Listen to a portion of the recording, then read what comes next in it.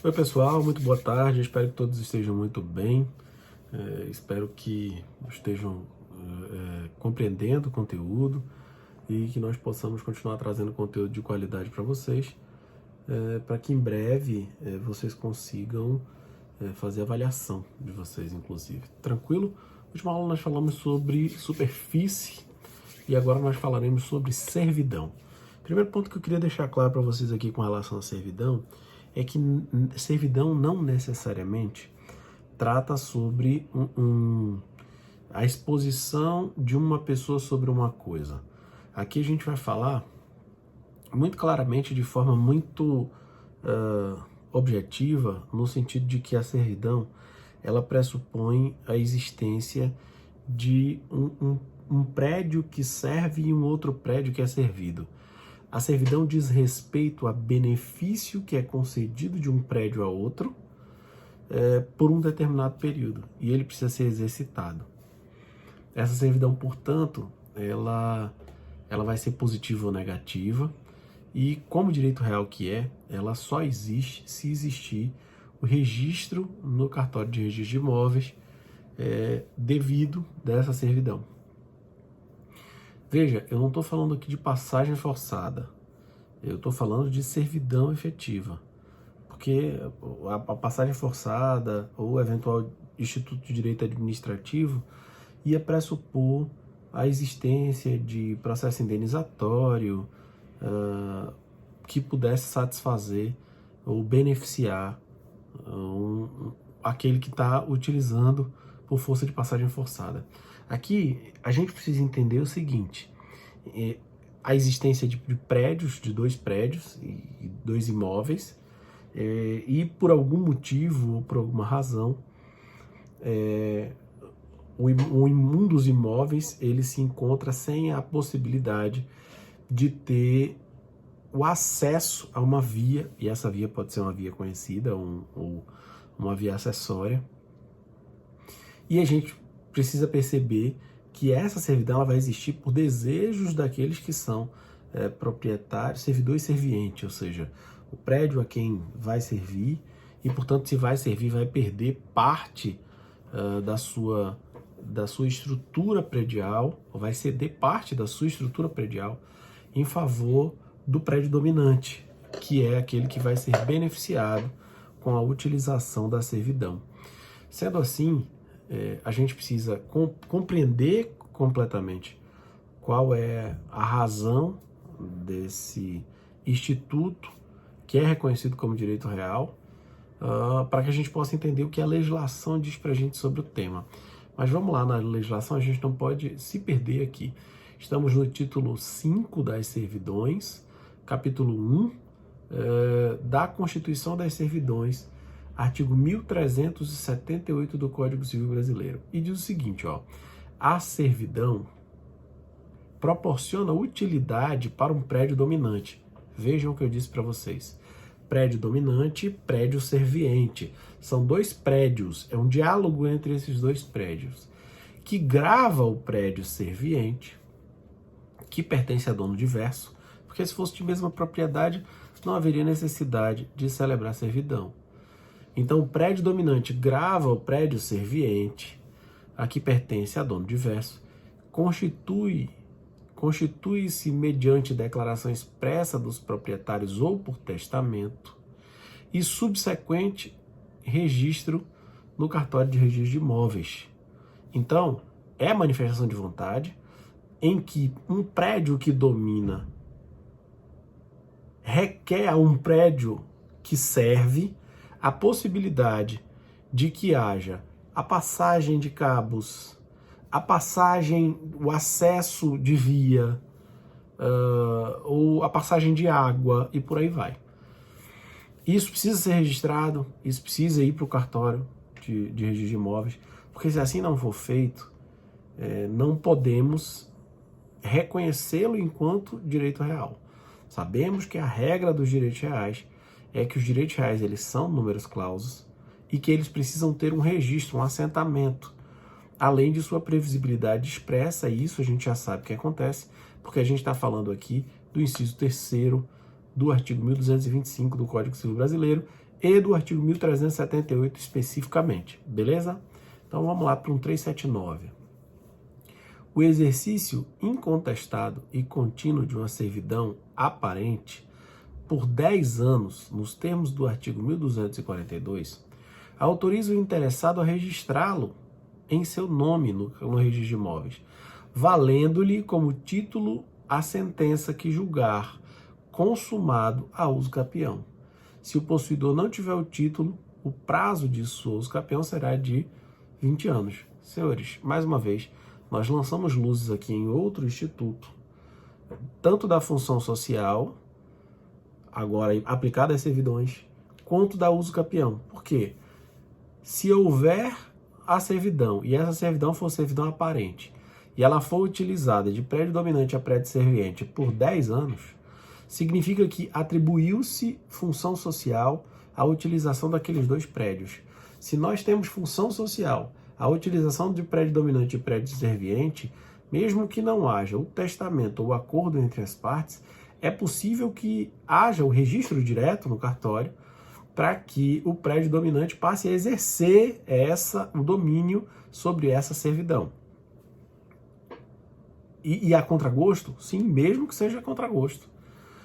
E seria possível também, segundo o parágrafo único do artigo 1379, que essa servidão fosse objeto do reconhecimento de ação declaratória de uso capião. Ou seja, só que aí, veja, o lapso temporal para o exercício dessa servidão, ele precisa superar não 10, mas sim 20 anos. Se em 20 anos ninguém reivindicou, ninguém contrariou, ninguém reclamou da constituição daquela servidão, que ela é aparente, e se eu estou falando de servidão aparente, significa que ela aparece, ou seja, ela está ali. As pessoas estão fazendo uso adequado dessa servidão. Se ninguém reclamou no prazo de 20 anos, não há que se discutir mais sobre essa servidão. Ela pode, inclusive, ser objeto do reconhecimento da declaração por via de ação de uso capião.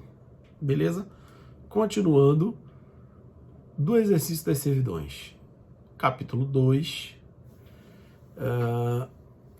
artigo 1380. O dono de uma servidão pode fazer todas as obras necessárias à sua conservação e uso.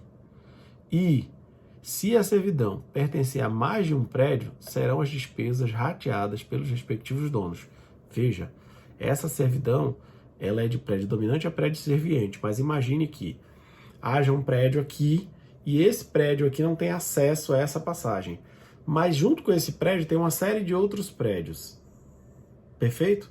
Se essa passagem servir para todos os prédios, o que o artigo diz é que as despesas que são de utilização daquela servidão servirão para que sejam rateadas por todos que são beneficiários ou todos que são prédios dominantes daquele prédio serviente. As obras a que se refere o artigo antecedente devem ser feitas pelo dono do prédio dominante, se ao contrário não dispuser o que esteja expresso em título. Como eu disse a vocês, o prédio dominante sempre será o responsável por manutenir, por respeitar o exercício daquela servidão. 1382 diz o seguinte: quando a obrigação incumbir ao dono do prédio serviente, não dominante, o serviente, aquele que cedeu o espaço, este poderá exonerar-se abandonando total ou parcialmente a propriedade ao dono do prédio dominante. Por quê? Veja, se eu tenho uma obrigação que incumbe ao dono do prédio serviente, ele já está sofrendo perda patrimonial, já está sofrendo perda de uma parte do patrimônio dele em favor dessa servidão. Então ele pode exonerar-se desde que essa propriedade seja transferida para o prédio dominante, salvo se não houver disposição contrária em legislação. Se o proprietário do prédio dominante se recusar a receber a propriedade do prédio serviente ou parte dela, cabe-lhe-á custear as suas obras. 1383 diz: o dono do prédio serviente não poderá embaraçar de modo algum o exercício legítimo de uma servidão. Senhores, a servidão, ela é prima facie, ou seja, ela é primeiramente a vontade das partes. Se essas partes tiveram vontade para celebrar o objeto jurídico desse direito real sobre coisa alheia, porque aqui a gente também está em direito real sobre coisa alheia, porque o proprietário do prédio dominante exerce em detrimento do prédio serviente um direito real durante um determinado período. Não há possibilidade de que seja trazido de qualquer sorte o embaraço à utilização daquela servidão. A servidão pode ser removida de um local para o outro pelo dono do prédio serviente à sua custa, se em nada diminuir a vantagem do prédio dominante, ou pelo dono deste à sua custa, se houver considerável incremento de utilidade e não prejudicar o prédio serviente. Veja, isso é uma questão de modificar o lugar da servidão. A passagem era por aqui, a passagem vai ser ali. Se há interesse do serviente, o serviente faz a sua custa, desde que não prejudique o dominante. Se há interesse do dominante, ele precisa consultar o serviente para não prejudicar também a propriedade do prédio serviente. Restringir-se-á o exercício da servidão às necessidades do prédio dominante, evitando-se quanto possível agravar o encargo do prédio serviente. Por quê? O prédio serviente ele está perdendo parte do seu patrimônio. Ele está doando essa parte do patrimônio, deixando essa parte do patrimônio de sua livre utilização para a utilização do prédio dominante. Então, todo e qualquer embaraço, além da conta daquilo que já foi previsto na servidão, precisa ser atenuado, porque senão eu vou causar um transtorno ao prédio serviente e vou acabar violando certos princípios constitucionais de direito civil. Constituída por certo fim, a servidão não se pode ampliar outro fim, ou seja, servidão tem um objetivo. Se eu tenho esse objetivo, eu preciso cumprir o objetivo efetivo da servidão. Parágrafo 2º. Nas servidões de trânsito, a de maior inclui a de menor ônus e a de menor exclui a mais onerosa. Isso é uma questão óbvia. Eu preciso sempre levar em consideração aquilo que é mais caro e vou reduzir em detrimento daquilo que é mais barato. Se as necessidades da cultura ou da indústria do prédio dominante impuserem à servidão maior largueza, o dono do prédio serviente é obrigado a sofrê-las, mas tem direito a ser indenizado pelo excesso. Qualquer excesso da servidão é um excesso indenizável e, portanto, para recompor a ideia da servidão e para recompor em sistema de balance mesmo, de freios e contrapesos. Se você vai usar um pouco mais além do que era previsto, ao outro é justo o direito a indenizar. As servidões prediais são indivisíveis e subsistem no caso de divisão dos imóveis, em benefício de cada uma das porções do prédio dominante, e continuam a gravar cada um do prédio serviente, salvo se por natureza ou destino se aplicarem certa parte ou de um outro modo. A servidão ela é indivisível, ela sempre vai estar lá. Por mais que o prédio tenha sido dividido, o espaço da servidão ele sempre vai ficar disponível como foi colocado. E o que a gente precisa deixar claro, pessoal, é o seguinte: a servidão ela se transfere e se constitui por manifestação da vontade das partes. As partes, portanto, querem construir a servidão. Por testamento, é possível que se deixe do prédio serviente ao prédio dominante um testamento que preveja uma servidão. Pela uso capião, é possível, e pelo reconhecimento pela utilização na função social. Observem isso, coloquem em suas cabeças isso, porque é esse o caminho em que vocês podem ser perguntados, eventualmente, nas questões da sua avaliação. Da extinção das servidões. Salvo nas desapropriações, e veja, desapropriação, estou falando de desapropriação como regra, desapropriação pública. A servidão, uma vez registrada, só se extingue com respeito a terceiro quando ela for cancelada. Se for cancelada a servidão, ela estará extinta automaticamente. Se o prédio dominante estiver hipotecado e a servidão mencionar o título hipotecário, também será preciso para cancelar o consentimento do credor, porque o credor, quando utilizou aquela hipoteca, ele valorou aquele bem dominante considerando a servidão, que daria acesso e, portanto, maior valorização ao título. Exatamente por isso, a avaliação da hipoteca é uma avaliação em cima também da servidão e precisa ser o credor consultado. 1388. O dono do prédio serviente tem o direito, pelos meios judiciais, ao cancelamento do registro, embora o dono do prédio dominante lhe impugne. Quanto ao titular, houver renunciado a sua, quando o titular houver renunciado à sua servidão, quem exerce a servidão é o titular do prédio dominante. Quando tiver cessado para o prédio dominante a utilidade ou a comodidade que determinou a constituição da servidão, perda de finalidade da servidão, pode ser reivindicado, como reivindicação judicial, quando o dono do prédio serviente resgatar a servidão. Também é possível para a extinção da servidão. Também se extingue a servidão, ficando o dono do prédio serviente a faculdade de exercê-la, de fazê-la cancelar, mediante prova de sua extinção. Que provas são essas? Pela reunião de 2 prédios no domínio da mesma pessoa. Seria algo similar ao fenômeno da confusão, vocês lembram? A confusão não é reunião de credor e devedor na mesma pessoa.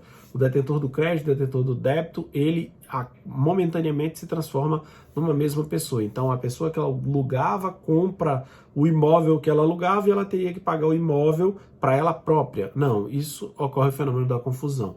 Aqui também, se eu tenho a reunião do prédio dominante e do prédio serviente na mesma propriedade, efetivamente acaba a ideia da servidão. Próximo, pela supressão das respectivas obras por efeito de contrato ou por outro título expresso. Se houver previsibilidade no término da utilização prevista em contrato, vale a regra contratual. E, portanto, se vale a regra contratual, é perfeitamente possível que ocorra a extinção da servidão previsto pelo título gravado, título contratual e por aí vai. E último, e muito, muito relevante, pelo não uso pelo prazo de 10 anos. Imagine que você tem uma servidão e essa servidão seja uma servidão que retira o seu prédio dominante de uma rua que ela tinha acesso nos fundos, mas ele pretende ter acesso pela parte da frente, passando por um pedaço do outro prédio.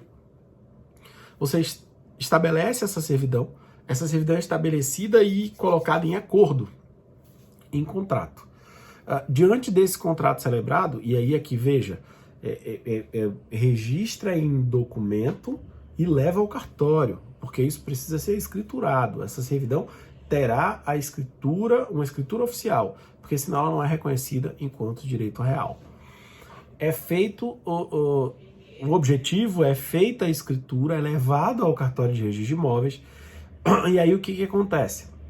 Uma vez feito, uma vez celebrado, você simplesmente se queda inerte.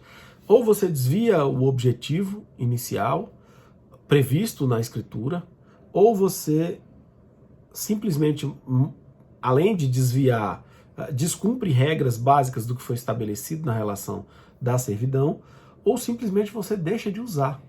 E aí o tempo, veja, aqui é importante que vocês mentalizem o seguinte: o tempo é quando, na análise das relações jurídicas do direito civil, ele é sempre chamado para trazer a dinâmica das relações, porque não existem relações que resistam ao tempo. O fenômeno tempo, quando estudado no direito civil, ele sempre é estudado para extrair ou retirar determinados direitos. E como é que você faz essa extração de determinados direitos? A partir da contagem do tempo, seja por prescrição ou seja por decadência. Aqui eu estou também falando de uma possibilidade de que haja a prescrição do exercício de um direito por não ter utilizado. Ou seja, eu deixo de fazer aquilo que era o objeto fim da minha servidão e perco o direito à servidão. E por que eu perco esse direito à servidão? Quebra da função social ou da finalidade da servidão. A mesma regra da função social que serve para as ações de uso capião servirá aqui também, tanto no aspecto do exercício da uso capião das servidões, porque é perfeitamente possível usucapir aquela servidão, desde que, utilizando a mesma regra da uso capião extraordinária, com o decurso do tempo no interstício de 20 anos, eu consigo também usucapir uma servidão. Mas a questão mais relevante é a aplicação de função social para aquela servidão. Se eu cumpro a função social da minha servidão, essa servidão não será desfeita dentro até o período em que seja determinada. E aí veja, a ideia das servidões, senhores, é tão relevante que as servidões elas têm uma reflexão ou um pensamento da chamada perpetuidade. Então, se eu estou falando de servidão, eu estou falando de um fenômeno perpétuo. E aí, se a gente for pensar em servidões em linhas gerais, nós vamos pensar as servidões como, olha só, servidão é perpétua entre os imóveis. O que mais eu posso dizer para vocês sobre servidão? A utilidade estabelecida de um prédio em favor de um outro prédio, portanto, pressupõe também a ideia da titularidade distinta entre prédio dominante e prédio serviente. As vantagens em favor do imóvel e não do proprietário. Porque todas as vantagens de edificação são em favor de um imóvel em detrimento do outro imóvel. As servidões também podem ser contínuas ou descontínuas. Podem ser aparentes ou não aparentes. Podem ser positivas e, sendo positivas, confere direito de praticar uma ação. Exemplo, passagem de cabos, passagem de uma fiação. Ou elas podem não ser contínuas, também chamadas de negativas, que impõem uma abstenção, a proibição de que se faça uma determinada coisa.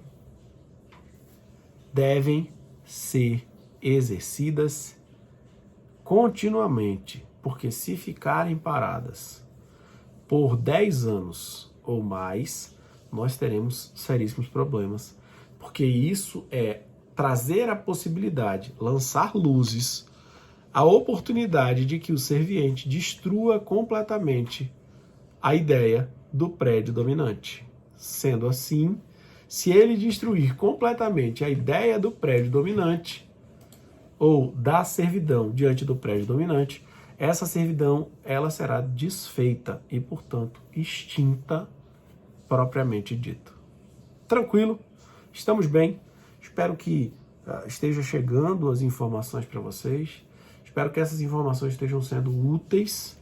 O nosso próximo conteúdo, na sequência, é um conteúdo extremamente relevante, porque nós falaremos sobre o usufruto, e que seria o próximo inciso, ou é o próximo inciso da formação dos direitos reais. Continuamos ainda com a ideia dos direitos reais sobre coisas alheias, em que há o desdobramento de elementos que compõem a propriedade e, portanto, que contornam um direito real, ou contornam aquele direito que torna o proprietário quem ele é,